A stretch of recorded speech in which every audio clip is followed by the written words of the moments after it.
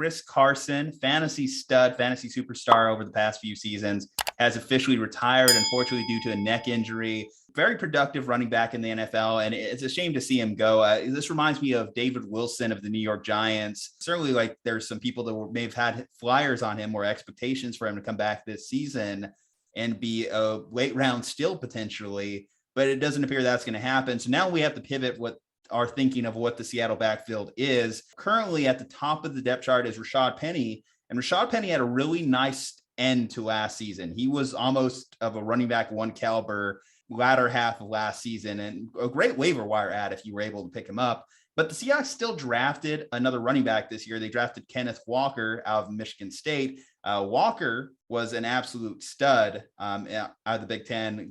Definitely was powering that engine that helped Mel Tucker and that crew actually put up some productive wins this season for Sparty.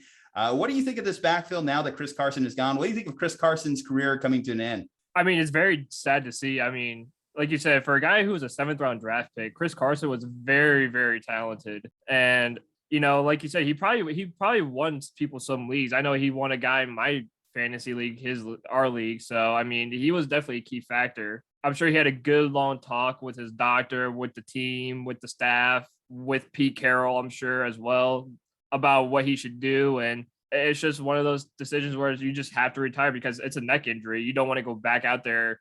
Someone lands on you and now you're not moving, you're not getting up. And, it's one of those scary situations that you don't want to be a part of. So it's like a Ryan Shazier type situation almost, where you don't want to be almost paralyzed and, end your football career that way. So now that it's between Rashaad Penny, Kenneth Walker, maybe mixing some DJ Dallas and some Travis Homer, how do you feel about the Seattle backfield? It's not awful. Rashad Penny had a good end to his season last season, so I thought he looked really good. Kenneth Walker, he looked great at Michigan State, so I think he could become a key factor. DJ Dallas has always been a solid number 3. I don't mind. I think Rashaad Penny's obviously going to get the start. I think he adds a lot of what Chris Carson had. So I don't think you overly lose too much, but I think you lose the explosiveness that Chris Carson had because he was a very explosive type of running back. So I do think that kind of disappears a little bit, but I like Rashaad Penny. I think he's a very solid running back. With Chris Carson officially gone, Rashaad Penny, his average draft position, where would you target him? He's probably in that running back 2 range, but what round would you feel like I got to get Rashaad Penny? If he falls, I would say probably 7-8.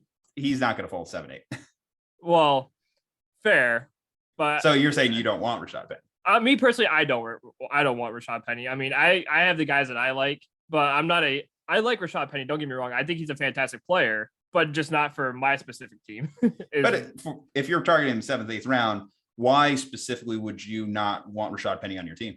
I just think that a lot of guys now in the league are just more dynamic. They're kind of like 2-way running backs, guys who can receive and go, even just spread outside. And, I mean, there's guys like Derrick Henry, Nick Chubb, who aren't those types of running backs. Obviously, they're more of a bulldozer type. I'm going to run you over and stiff arm the crap out of you type of players. But a lot of running backs you see in the league now, they could even go out wide and almost be like a wide receiver and play that type of role, where I don't think really Penny has that in his locker. But also, too, like I said, the system that he's in right now with Drew Lock or Geno Smith as his quarterback, and the offensive line being the way it is, do you really have a whole lot of trust in Rashaad Penny to make big things happen? Because I don't think Geno Smith's going to take you anywhere. I don't think, Drew Lock's going to take you anywhere, especially with that atrocious offensive line that they have. That's probably the best argument I would say for steering clear of Rashaad Penny would mostly be the quarterback that is running the offense. Geno Smith, Drew Lock.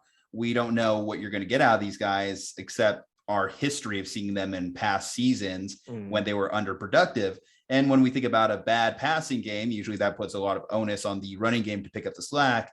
And when defenses can load up the box, of course, that's when teams tend to have less productive run games and just overall have a mess of an offense. I would say there are some slight exceptions to the rule. You think about a James Robinson from Jacksonville a couple of years ago. Jacksonville certainly didn't have much of a passing game, but James Robinson was able to overcome.